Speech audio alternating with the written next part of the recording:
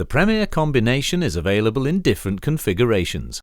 This video shows the donning procedure for the escape configuration, approved to EN 402.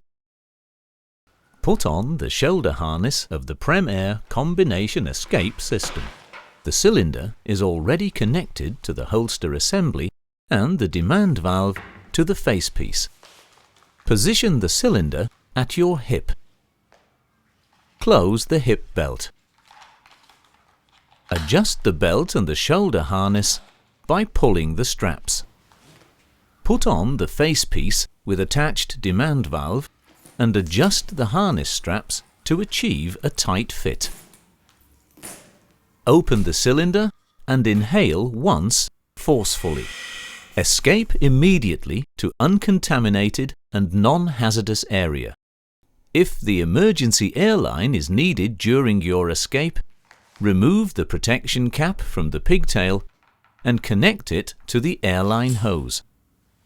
When connected, close the cylinder.